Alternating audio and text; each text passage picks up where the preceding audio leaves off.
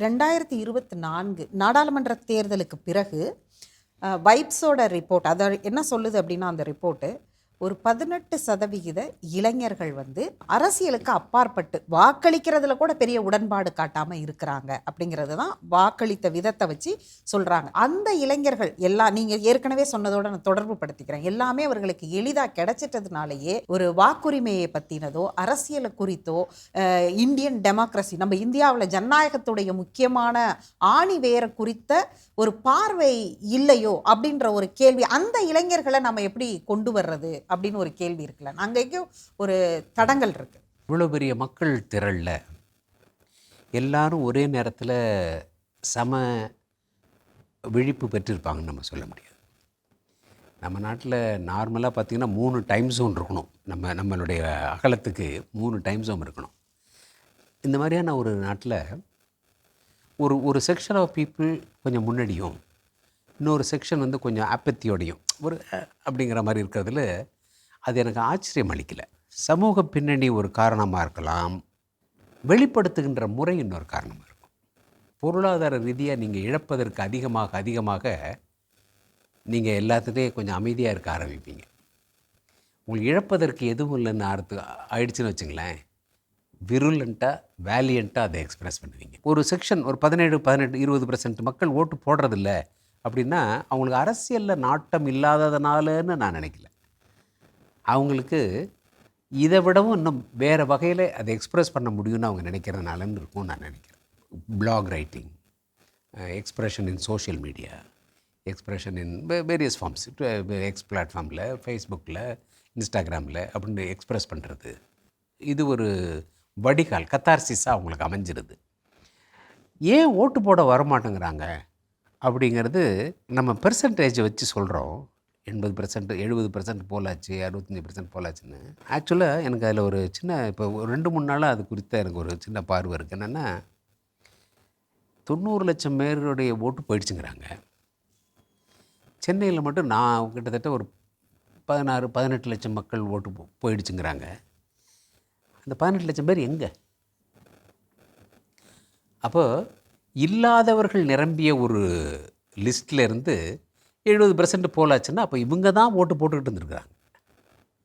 நான் சொல்கிறது கரெக்டாக இருக்குங்களா? அதாவது 100 பேர் இருக்கிறாங்க, அதில் 70 பேர் தான் ஓட்டு போடுறாங்க, 30 பேர் ஓட்டு போடவே வர்றதில்லைன்னு நம்ம நினைக்கிறோம். இப்போ தெரியுது 30 பேர் இல்லை, லிஸ்ட்லேயே இல்லைங்கிறது தெரியுது. இப்போ அதை நான் நண்பர் ஒருத்தர் கேட்டுட்டு இருந்தார், சார் பெரிய அநியாயம் சார், இவ்வளோ ஓட்டை பிரிச்சுட்டானுங்க சார். குஜராத்தில் 46 லட்சம், கேரளாவில் 27 லட்சம், தமிழ்நாட்டில் பீகாரில் 50 லட்சம். நான் கேட்டேன், சரி சென்னையில் 40 லட்சம் ஓட்டு போயிடுச்சுங்கிறீங்கல்ல, 10% ஆஃப் தம்மா பரேட் பண்ணுங்கள், மவுண்ட் ரோடில் 10% வர சொல்லுங்கள். அந்த ஓட்டு இல்லை 40 லட்சம் பேர் வர வேண்டாம், அதில் 10% மவுண்ட் ரோடில் கூட பரேடுக்கு வர வேண்டாம். யார் யாருக்கு ஓட்டு இல்லையோ அவங்க எல்லாம் ஒரு பூத்துனா 1000-லேருந்து 1200 ஓட்டு உள்ளம்பா, அதில் 400 பேர் ஓட்டு இல்லைங்கிறீங்க. அந்த 400 பேர் அந்த பூத்தில் வந்து நிற்க சொல்லுங்கள். ஒரு ஞாயிற்றுக்கிழமை, ஒரு சனிக்கிழமை அவங்க லீவ் கிடைக்கிறப்போ வந்து நிற்க சொல்லுங்கள். அதுக்கு நம்ம குடும்ப அமைப்புகள் முதல்ல அனுமதிக்குதா அப்படிங்கிற இடத்துல இருந்தோம். நம்மளுடைய கல்விக்கூடங்கள், குடும்ப அமைப்புகள் இன்றைக்கி பிள்ளைகளை வந்து ரொம்ப பாதுகாத்து அப்படி நமக்கு எந்த அளவுக்கு எக்ஸ்போஷர் அவங்களுக்கு ஈஸியாக கிடைக்குதோ அதே அளவிற்கு அவங்கள ரொம்ப ப்ரொடெக்டிவாக பார்க்க வேண்டிய ஒரு சூழ். அதுக்கெல்லாம் நீ போகாத, இதுக்கெல்லாம் போகாதன்னு தடை செய்கிற குடும்பங்களுடைய நான் போராட்டமாக வர சொல்லலை, நான் போராட்டமாக வர சொல்லலை, ஜஸ்ட் ப்ரெசன்ஸ். சைக்கிள் வச்சுருக்கலாம் கை தூக்கு அப்படின்னாலும் கை தூக்குறோம்ல கிளாஸில், அந்த மாதிரி கை தூக்க சொல்கிறேன். எனக்கு ஒரு சின்ன சந்தேகம் இருக்குது. ஏன்னா 40 லட்சம் ஓட்டு சென்னையில் போயிடுச்சுன்னு சொல்லி 4 நாள் ஆச்சு. இதுவரையிலையும் 90,000 பேர் தானே அப்ளிகேஷன் கொடுத்துருக்காங்க. 90,000 பேர் தான் கொடுத்துருக்காங்க என் ஓட்டை சேரு அப்படின்னு. தமிழ்நாடு பூராவுமே 1,20,000 பேர் தான் கொடுத்துருக்காங்க, 90 லட்சம் பேரில். அப்போ அந்த லிஸ்ட்டு என்னங்கிற ஒரு ஐயப்பாடு இருக்குல்ல, கொடுத்து ரிஜெக்ட். சில இதில் ஆப்வியஸாக சொல்கிறாங்க. இப்போ புலமைப்பித்தன் கவிஞர் புலமைப்பித்தன் இறந்து போயிட்டார், ஆனால் ஒரு ஓட்டு இருக்குது. சில பேர் சொல்கிறாங்க நான் இத்தனை வருஷமாக இருக்கிறேன் 8 தடவை ஓட்டு போட்டிருக்கேன், என் பேர் இல்லைங்கிறாங்க. சில பேர் சொல்கிறாங்க என் ஓட்டு இல்லை, செத்து போன எங்கள் அம்மா அப்பா பேர் இருக்குது அப்படிங்கிறாங்க. இந்த மாதிரியான அபரேஷன்ஸ் இருக்கலாம். இல்லை இதை வந்து நான் வந்து எஸ்ஐஆரை ஜஸ்டிஃபை பண்ணி சொல்லலை. எனக்கு ஒரு சின்ன சந்தேகம் என்ன இருக்குன்னா, மக்கள் ஓட்டு போடுறதில்ல, சிட்டியில் இருக்கிற மக்கள் வந்து 70% 65% தான் போடுறாங்க, மீதி 30% போடுறதில்ல அப்படின்னு ஒவ்வொரு எலெக்ஷன்லையும் நம்ம போலிங் முடிஞ்சோடனே டிவியில் நீங்கள் டிபேட் பண்ணுறீங்க. இப்போ என்ன இதை பார்க்கும்போது என்ன தெரிய வருதுன்னா, ஒருவேளை அந்த 30%ங்கிறதே இல்லையோ, அந்த 25%ங்கிறதே இல்லையோ அப்படின்னு எனக்கு ஒரு சந்தேகம் வருது.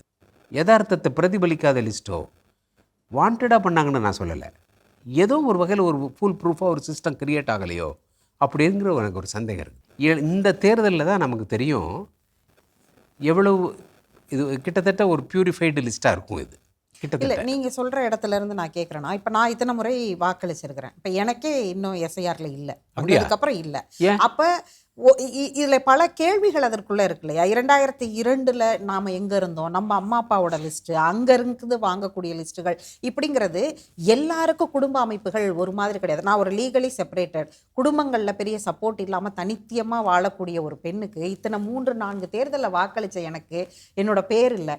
இதோட சிஸ்டம் இது மட்டும் முடியலை. ஒரு எந்த இடத்துலையுமே இந்த மாதிரி ஏதோ ஒரு காரணங்களுக்காக பல பேருக்கு இல்லை. அதாவது இத்தனை முறை வாக்களித்து முறையான சான்றிதழ்கள் வழங்கப்பட்டும் கொடுக்காத நிறைய பத்திரிகையாளர்கள் பெயர்களை என்னால், ஏன்னா பத்திரிகையாளர்களை பின்தொடர்றதுனால சமூக ஊடகங்களில் நான் பார்க்குறேன். அப்படியானவங்களுக்கு வந்து அது தண்டனை மாதிரி இருக்காது. அப்புறம் எப்படி இது ஃபுல் ப்ரூஃப் சிஸ்டமாக இருக்க முடியும்?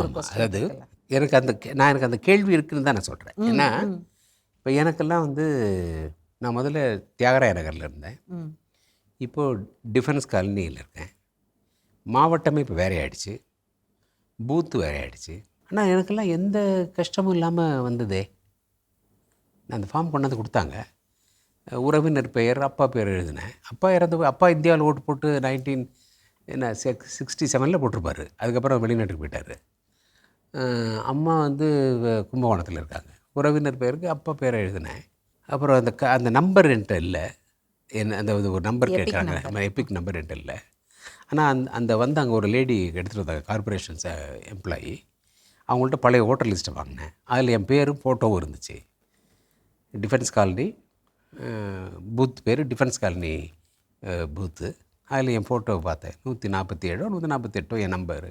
அந்த நம்பரை பார்த்து நான் எழுதி கொடுத்துட்டேன். அவனு ஆட்டோமேட்டிக்காக வந்துருச்சு. அது எதனால் சில பேருக்கு இல்லாமல் போகுதுங்கிறது எனக்கு தெரியல. I am not justifying SIR. எனக்கு இன்னும் இது புரியலன்னு சொல்ல வர்றேன். இப்போ எனக்கெல்லாம் அவ்வளோ எளிதாக வந்தப்போ நான் என்ன நினச்சேன்னா, அது மட்டும் இல்லை, எனக்கு மட்டும் இல்லை, என் பிள்ளைங்க 3 பேரும் வெளிநாட்டில் தான் இருக்கிறாங்க. அவங்களுக்கும் ஃபார் போட்டு தான் நான் எழுதி கொடுத்தேன். 3 பேரும் வந்துருச்சு. அது எதனால் என்ன இப்போ புதுசாக அதில் கேட்குற ஃபார்ம் கேட்காத, எங்கிட்ட இல்லாத எதையும் அவங்க கேட்கலையே. பாஸ்போர்ட்டை காட்டு, ஆதாரை காட்டு, ஆதார் நம்பர் இருக்குது. இன்னைக்கு கிட்டத்தட்ட 90-95 விழுக்காடு இந்தியர்களுக்கு ஆதார் இருக்குது. அப்படின்னு அவங்க அதெல்லாம் ஒன்றும் கேட்கல, இருக்கிறது தான் எழுதி கொடுத்தேன். எங்கள் பூத்துலேயே ஒரு 2 நாளைக்கு முன்னாடி அந்த டிஃபென்ஸ் ஆஃபீஸர்ஸ் காலனியில் கிறிஸ்மஸ் கொண்டாடினோம். வந்து அவங்களெல்லாம் கேட்டேன், எல்லாம் ரொம்ப வயசானவங்க. எல்லோரும் சொன்னாங்க, நோ ப்ராப்ளம், ஐ ஹேவ்னு தான் சொன்னாங்க. அதனால் அது எப்படி அந்த டைமென்ஷன் எனக்கு புரியல. இன்னும் திட்டமிட்டு எப்படி ஒருத்தர் நீக்க முடியும்? அப்புறம் எல்லா அரசியல் கட்சிக்கிட்டுமே அந்த முதல்லலாம் போன எலெக்ஷனுக்கு முன்னாடி எலெக்ஷன் வரலையும் பொலிட்டிக்கல் பார்ட்டிஸ் தான் வீட்டில் கொண்டாந்து பூத் ஸ்லிப் கொடுப்பாங்க. அப்போ அவங்கள்ட்ட லிஸ்ட் இருக்குது. அதில் எது எப்படி விடுபட்டு போகும் எப்படி அப்படிங்கிறது அதில் ஒரு அந்த பூத் லிஸ்ட், அந்த பூத் ஸ்லிப்லேயே உங்கள் பேர், அப்பா பேர், வயசு, பாலினம், ஒரு நம்பர் இருக்கும். அது எப்படி விடுபட்டு போச்சு அப்படிங்கிறது எனக்கு புரியாத புதிர் தான். Coming back to your question, ஒரு 17% 20% ஓட்டு போடுறதில்ல, இளைஞர்கள் போடுறதில்ல அப்படின்னா, ஒன்று இளைஞர்கள் சில காரணங்களுக்காக மைக்ரேட் ஆகிருக்கலாம். இப்போ எங்கள் வீட்டில் எனக்கு வந்து நானே என் wife stay put in India. இந்த ரிப்போர்ட்டை நம்ம கொஞ்சம் தெளிவாக பேசுவோம். அதாவது என்னென்னா, மைக்ரேட் ஆனவங்க கிடையாது. இந்த 17% அந்த சர்வேல சொல்லப்பட்டது, எங்களுக்கு இந்த அரசியல் மேலே நம்பிக்கை இல்லை, ஓட்டு போடுறது மேலே நம்பிக்கை இல்லை அப்படின்னு சொல்லப்பட்டவங்க. அவங்க எக்ஸ்பிளிசிட்டாக சொன்னாங்க, அவங்க பொலிட்டிக்கலி அஃபிலியேட்டடாக நாங்கள் இருக்க விரும்பலை, டெமோக்ரஸி இது மேலே எங்களுக்கு இந்த சிஸ்டம் மேலேயே நம்பிக்கை இல்லைன்னு சொல்லி வாக்களிக்க வராமல் இருந்தவர்கள். அவர்கள் அப்படி இந்த மாதிரியான ஒரு செக்ஷன் எதை கேட்டாலும் சமூகத்தில் இருப்பாங்க. நீங்கள் எனக்கு ஒரு புகழ் வாய்ந்த ஜேர்னலிஸ்ட், பெரிய மனுஷன், பத்திரிகை ஆசிரியர், அவர் பையன் பக்கத்தில் இருக்கிற ஒரு காலேஜில் தான் சேர்த்தார். அவன் அந்த காலேஜுக்கு போயிட்டு பிகாம் சேர்த்தார். அந்த 3 வருஷம் புத்தகத்தையும் வாங்கி ஒரு 3 மாதத்தில் படிச்சுட்டு, இதுக்கு ஏன் நான் 3 வருஷம் அங்கே போகணுன்ட்டான். இதுக்கே நான் 3 வருஷம் அங்கே போகணும், இதில் இதை படிக்கிறதுக்கு 3 வருஷம் why I should waste my time அப்படின்னு எங்கே போனோன்னா ஜிம்முக்கு போக ஆரம்பிச்சிட்டான். ஜிம்முக்கு போவான், மிருந்தங்க வாசிப்பான். அந்த மாதிரி இந்த மாதிரியான டீவியன்ட் பிஹேவியர் எல்லா சமூகத்திலையும் இருக்கும். அது சில இடங்களில் ஜாஸ்தியாக இருக்கும், சில இடங்களில் கம்மியாக இருக்கும். I consider it as a deviant behaviour. இது ஒரு நார்மல் பர்சனுடைய தாட் ப்ராசஸ் இல்லை இது. அதே மாதிரி அவங்க அரசியலை மாற்றணும், இன்றைக்கி இருக்கிற அரசியல் மேலே நம்பிக்கை இல்லை, அதை மாற்றணும் அப்படின்னு தான் அவங்க வெளியில் வராங்க. அப்படி வரக்கூடிய இளைஞர்களுடைய பார்வை இல்லை இந்த ஜென்சி ப்ரொட்டஸ்ட்டுகள்லாம் அதை நோக்கி தான் இருந்தது. ஆனால் அவங்க திரும்ப அதில் வரக்கூடியவங்க இன்றைக்கி ஒரு குறிப்பிட்ட சதவிகிதம் பார்லிமெண்ட்டுக்கோ சட்டமன்றத்துக்கோ போகிறாங்கன்னா திரும்ப இதே சிஸ்டத்துக்குள்ளே தானே அவங்க ஃபங்க்ஷன் ஆகக்கூடிய சூழலில் இருக்குது. அப்படின்னா அவங்க என்ன மாற்றத்தை விரும்புகிறார்கள், அந்த மாற்றத்திற்கான வெளியை வாய்ப்பை இந்த சமூகம் வழங்கி இருக்கிறதா, உருவாக்கி கொடுக்குதா?